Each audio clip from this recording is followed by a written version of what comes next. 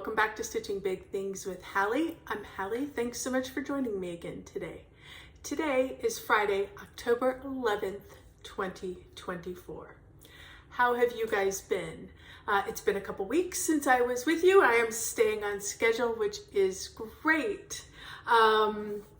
Things are great here. We're enjoying finally some fall weather. I'm starting to get some fall and Halloween decorations out. So let's talk about those first, I guess, because I did make a change here. This is my office that I record in, my home office. So let's talk briefly about what you see. This particular project is Thine is the Trick and the Treat from Prairie Moon. So I had it framed. There's no glass on it, so I just leave that there in my corner.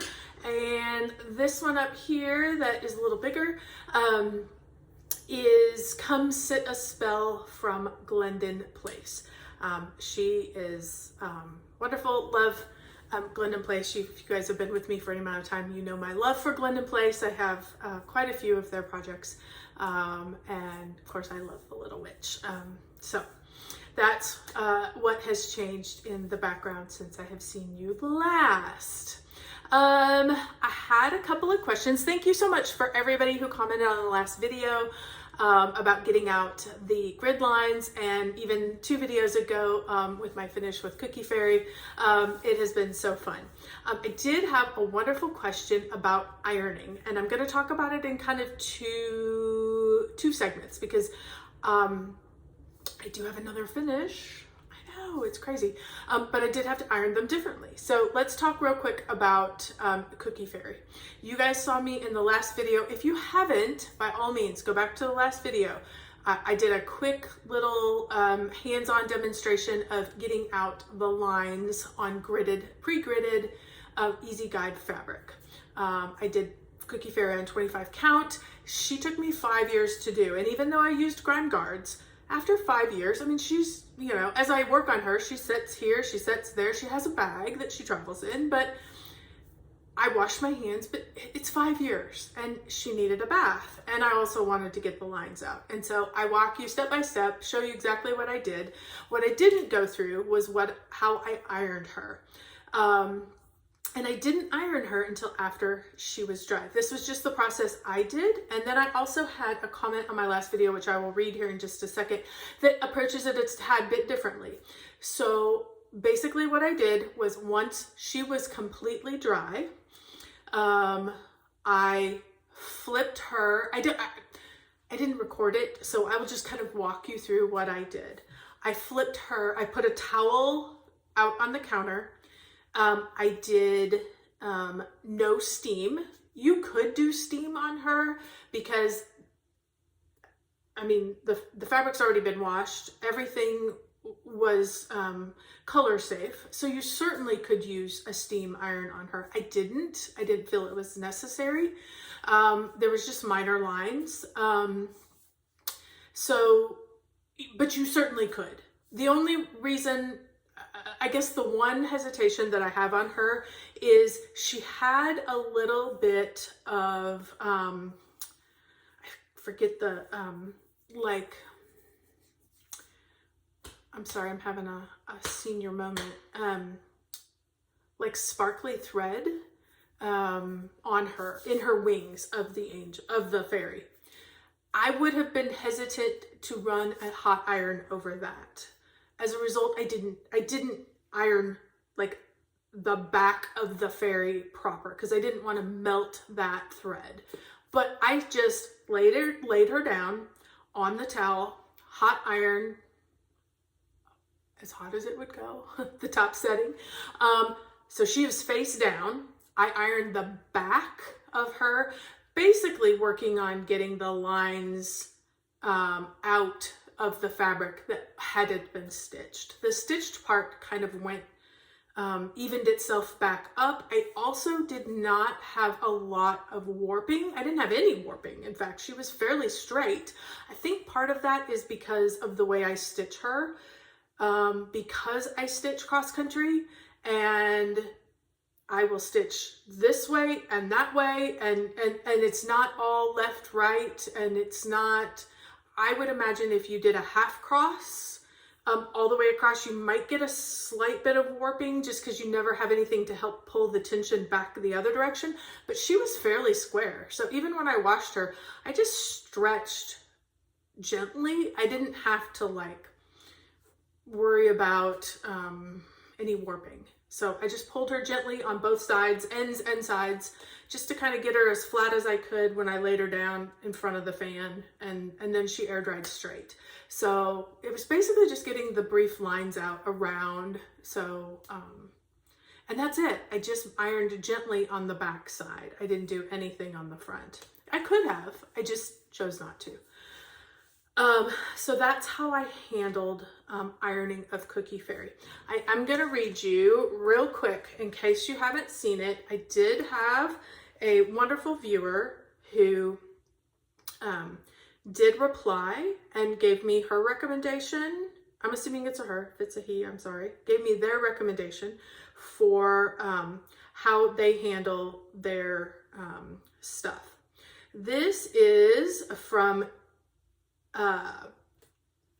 I'm going to put it here. I'm going to call it Miss Oofley or MSU Flea. I don't know. I'm sorry. I don't know how to pronounce that, but here it is. This is a wonderful comment. Hey Hallie, Cookie Fairy looks so good. When I soak my Easy Count fabric, I refresh on top of the water every 15 to 20 minutes or so with almost simmering water from a kettle. But it takes about an hour and a half for those lines to disappear. I also iron the back side of the piece after wrapping it in a towel. So when it is wrapping it in a towel, so when it's still wet, and use this time to try and stretch the piece and fix any skew if it's not properly square. I still let it air dry a while because it is so thick and I know that there's always moisture left inside. So I think that's a great recommendation. You can use that hot iron to help get the initial drying started. That's absolutely a great idea. And she said she has some skew, and so that helps her, gives her some time to work on the adjustment as well. So hopefully that helps. If it doesn't, if it confuses you in any way, leave me a comment below. I will continue to talk about it. And when I show you this next finish, I will talk about how I ironed those, because those I would handle just a smidge differently. So, okay. Let's talk real quick before I start showing you all the good stuff. Monthly stats, because here we are in October. So let's talk September. As always, you guys know, if you've been with me for any amount of time, I keep track of stitches. I love them. They give me focus and direction. I use them in helping my planning. They help me determine what my focus projects are and how much time I need to allot to those focus projects. And I have found the more information I have, the better and better and better I feel like my stitching direction becomes. So for me, it's a great thing. If you don't like it, fast forward for a few seconds here. So I share these not to make you feel bad or to feel really, really good about how much you're getting done. Everybody has the time that they have. I share them because I think it gives you a window into my stitching. So, okay, September numbers, 17,402. So a little lower for September, which was absolutely expected. Full coverage, I break it into non-full coverage and full coverage just because, again, I treat them differently in my brain. Full coverage, I had 9,216 and non-full coverage was 8,126. So when I looked at my month of September, I did 8 different projects. I had 3 full coverage and 5 non-full coverage. And I had 1 awesome finish, which was Cookie Fairy ahead of schedule, which was great. And I totally went by the numbers and used my numbers to guarantee that I would have her finished in October. And I actually got her finished in September, which was great. So those are September numbers. Okay, so I gave you a small tease and told you that there was another finish for this month. So let's show you what it was. If you have been with me at all this year, at the beginning of the year, I started a when I think of spring small.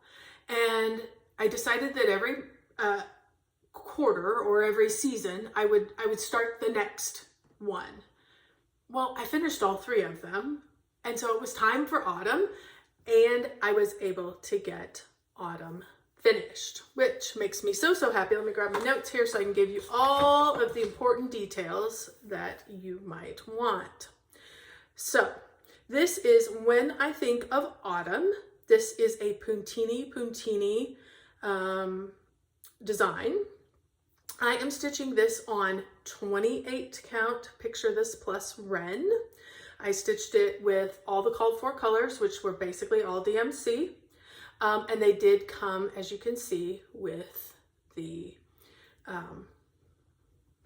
buttons. So if you haven't seen these before, I stitched them all on one big piece. I had probably a whole yard of this fabric. And what I wanted to do was I wanted to place these in the sections that I wanted. So I'd kind of sectioned them off roughly, and there were some yellow splotches on this material that I did not want in these particular items. So I stitched kind of around that. And then when I got this one done, they were all 4 done, so I needed to cut them out, attach all of their buttons, and get them ironed. So this is where we'll talk briefly about how I ironed these.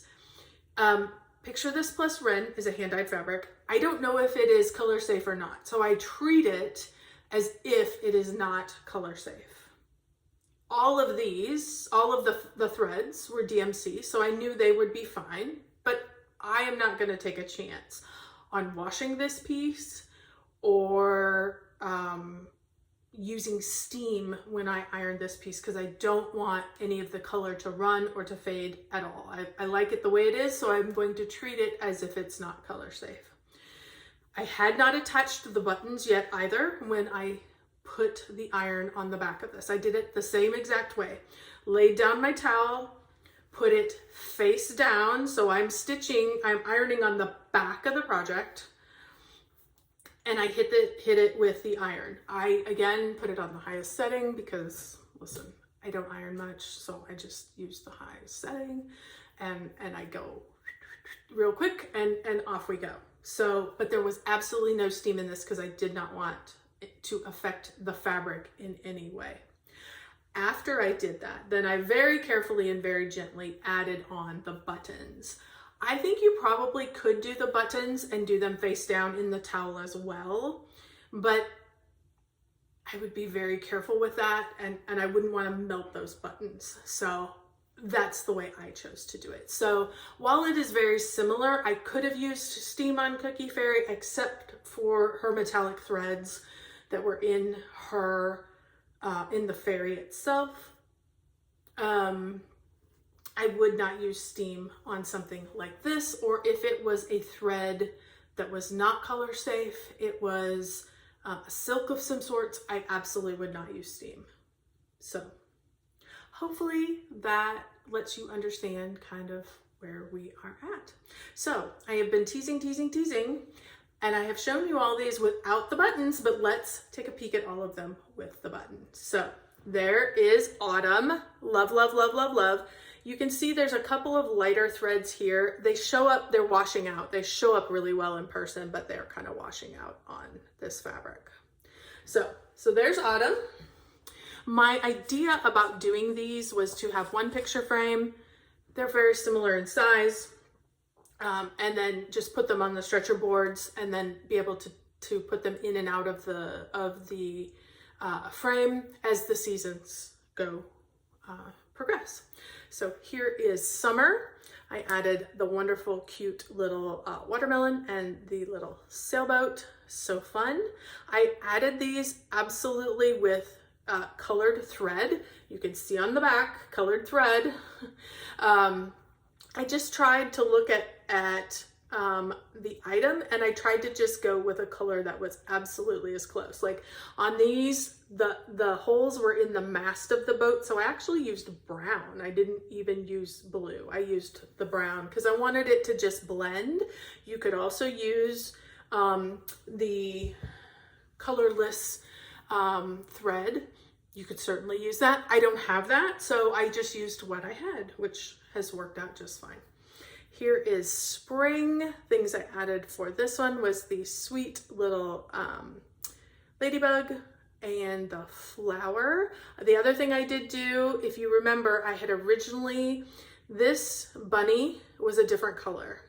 And because I had chose a different fabric color, when I put the bunny on here, he was really gray. And I wanted the bunny to be white like the picture. I am still, when you look at the picture on, I sent those to a friend, so I don't have them with me. But when I looked at the pattern, the picture on the pattern, the bunny was very white. And I think that whoever stitched it probably changed the color of the bunny too. But, so I had done half the bunny. I didn't like him. I came home and I found a different color, and so I stitched the rest of the bunny so you could see the difference. So go back probably sometime in May, or yeah, probably May, maybe April, if you want to see that, and you'll be able to find the bunny and you'll see his two different colors. So I did change the other color, the other side of the bunny back to the original color so that he would be all the same.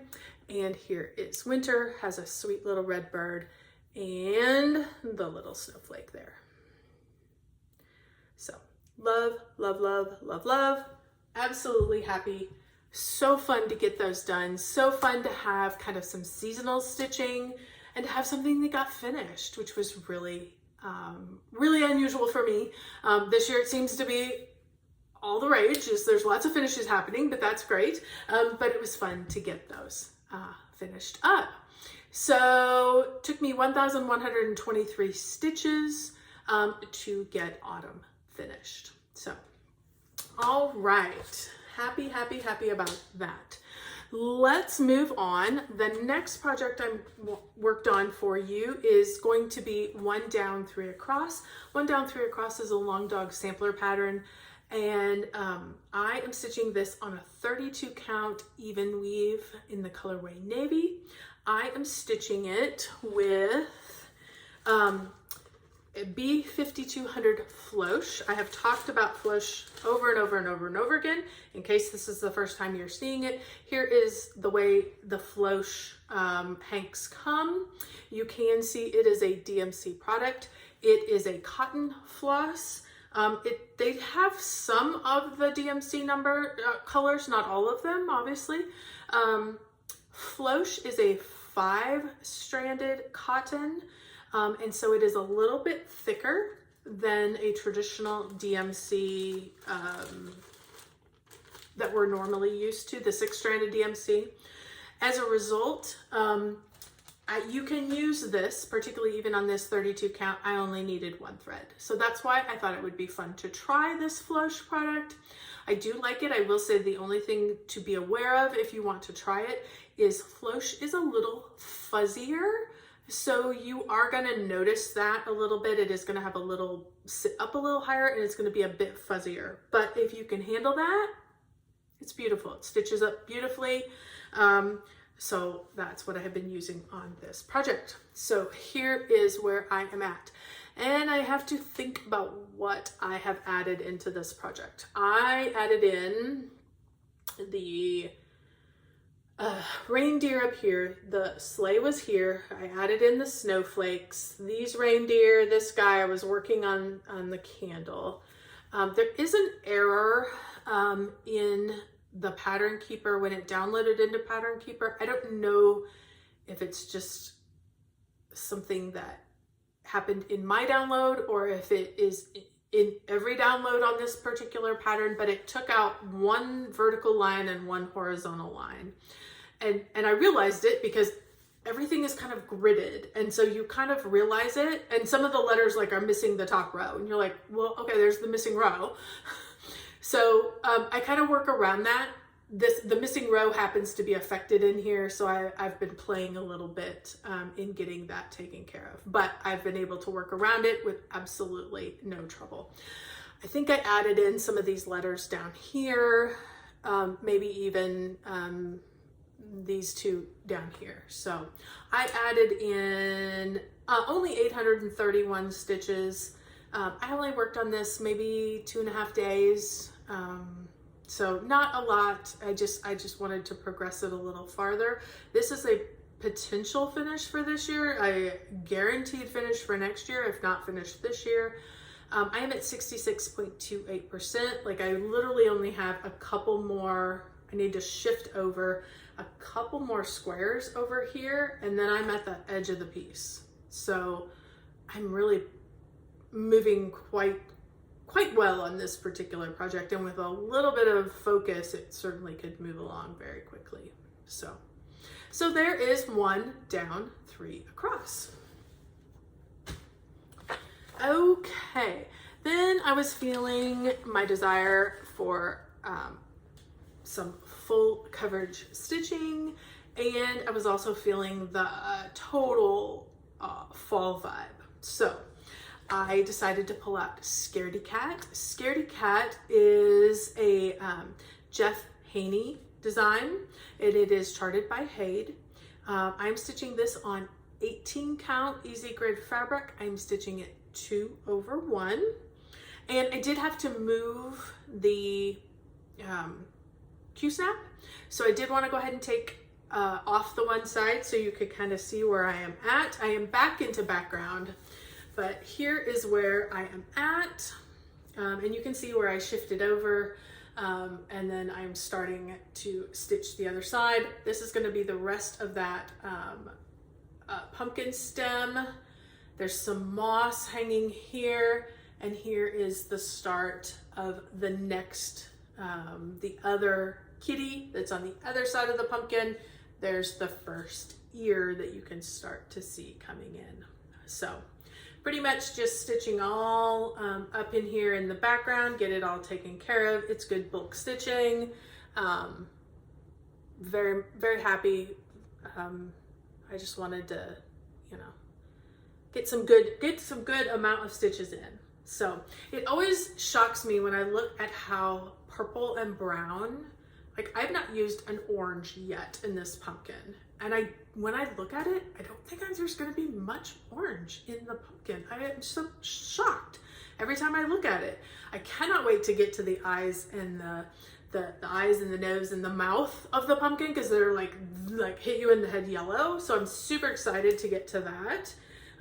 But this one is coming along and definitely has that Halloween vibe that I was looking for. You may even see it again because it is still calling to me. I added into Scaredy Cat 2,880 stitches. So when I talk about in 3 or 4 days, you can get a good amount of stitches in, like that one rocks. You can really get that one moving. I enjoy working in that background. It is at 20.96%. So we've got a ways to go on that project, but certainly moving it down the road. After I did that, I decided that with only one item left on my kind of priority stitching this year, now that Cookie Fairy was done, I would go ahead and pull out Autumn Quaker. Autumn Quaker is a Rosewood Manor project. This one I have had probably, well, it says 2019 on my thing. This is one of those projects that I had a lot of trouble getting my head wrapped around because I wanted to stitch it like I stitched my full coverage. And finally, when I realized that I can't do that, I have to stitch this one differently, it made all the difference, and I am racing towards a finish this year. So let me explain real quick. I'm stitching this all the called for stuff. Picture this plus 28 count doubloon. I'm stitching it with the Valdani 3-stranded threads. You do one strand of that. It's over dyed. It is highly, highly, highly variegated, which I enjoy. And if you've been with me for any amount of time, if you can see these outlined things, at the beginning of the year, I decided that I have seen so many people kind of break things down over the year. So that's what I decided to do with Cookie Fairy, which I loved. Worked out great. And I did it with one other project. I did it with this one. I basically took everything that's in the boxes with stuff that still had to be stitched this year. And I basically just kind of gave myself some I eyeballed where I thought things would approximately go. With Cookie Fairy, I did 10 sections because I knew that I might get behind. With this one, I did 11 sections, again, because I knew I might get behind and I wanted to have it done by the end of the year for sure. Here we are in October. I actually finished this section down here, added my initial, and unfortunately I did add in this little guy here because I thought he was supposed to be in the section, and then all I would have is this wonderful little feathery motif right there. And so that's all I have left, is that small little area right in there that has a ton of stitches in it and lots of color changes, but that's what I have left. This is the section that I worked on, and including the little acorny type flower. So let's take a peek at what it actually looks like. I've been so happy with this. I am so relieved that it's almost done. I have loved every bit of it. It's absolutely gorgeous. Let's start with the full shot. Here we go. So wonderful. And then we will zoom in on what I got stitched this last time. You can see that lovely green circle with my initial H in the middle. And of course I added there. So this is all I have left, you guys. So I will tell you, I thought about it and I'm gonna continue. I may not wait till November. Like this section, while there was a lot of color changes in here, it's a lot of fiddliness. That's what I really like about this, is it's not unending. Like you have a very defined area. Work on that area, stick with it, get it done, and then you can put it away. You don't have to think about it any longer. Thank you. Because then in a month, you're ready to pull it out again, and it doesn't seem so hard to do all the color changes. So while I needed a break because there was a lot, October's a long month, and I have a feeling that October will probably see this done.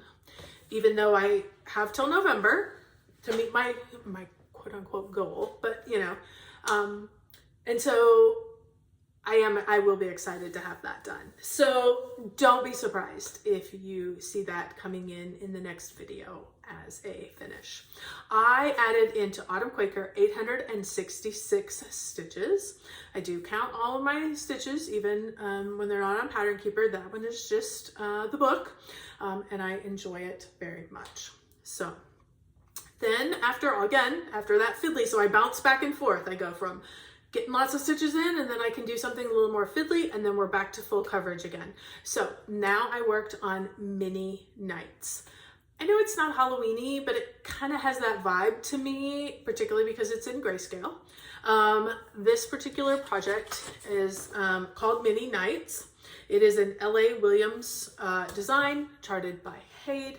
I am stitching this on 20 count easy grid fabric. I am stitching it all with the DMC colors. I think there's only 19 colors, and they're all various shades of gray and black. So, you know, only 19 colors, which is nice. And I am stitching it 2/1 because I did want it to be, I wanted the thickness of the threads. I didn't want a lot of fabric showing behind.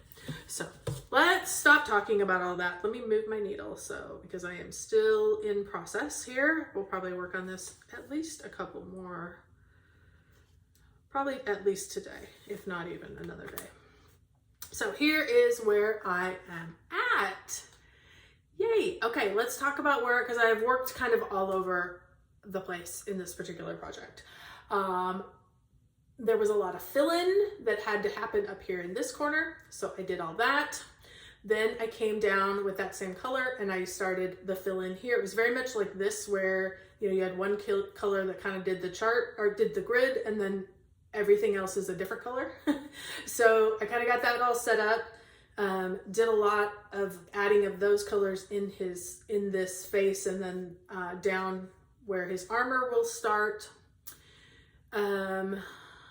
then I think I switched colors to this color. And I came over and I basically did everything up in the top of the night all the way down. There was a lot in his kind of breastplate area and in the shoulders. And then I just kept working across and filling in. A lot of this is this fill in of this color. So I kind of worked across, got all the fill in down here. Now this same color, which is this color, is there's a bunch down this direction. So I'm kind of working down in that same color, and then we'll go back and continue to fill in. So I think it is coming along wonderfully. Now see, it feels very pixelated when you pull it in up close, but wow, you get back here and it's absolutely stunning. So super, super happy with this one. This is not my traditional feel. My boys and husband love to play D&D, and so, you know, dragons and knights and fantasy and all of that is very much in this household. And so when I saw these five, I think it's five soldiers, they pretty much called to me. So I'm sure this will probably end up in their area eventually as it gets finished. I added in I've worked on this basically 2 nights. I did 1,525 stitches on this and have moved it to 20.85%. So got a ways to go on this one. But in fact, I have a friend who is working on it, Christy, and hers is spectacular. I love anytime that we see each other and she brings it along. It is so inspiring, and she's much farther than I am. It has gone all the way down, and it's fabulous. So she inspires me to keep going on that project. So okay, let's talk plans real briefly. Like I told you, I am feeling the Halloween vibe. So I looked through my projects. I don't have I have finished a number of Halloween things, so I didn't have a whole lot of active Halloween-y type whips, but I absolutely need to pull out my Halloween Afghan. I have not touched her yet this year, and so I need to give her a lot of time here this month. I would love to get some more of those stitches done on Sunflower. I know it has more of a summery feel to it, but sunflowers are present, you know, in the fall. And so let's, you know, that one's getting so close. I would love to get some more stitches in that. I would love to get a few thousand more into Scaredy Cat, a few thousand more into Mini Nights. And I've got a secret. She's the lady with the mask and the spiders and the flowers with eyeballs. Love her. She feels very Halloween-y to me as well. And so I think we will spend some time with her as well. So that's kind of the plans for now, is just keep adding those stitches, I'm really starting to think about next year's goals, next year's finishes, next year's projects as I am moving down the way. So tell me, what are you working on? What seasonal items are you stitching? Have you got plans yet for next year? I would love to know all of it. So thank you again, friends, if you've made it this far, for sticking with me.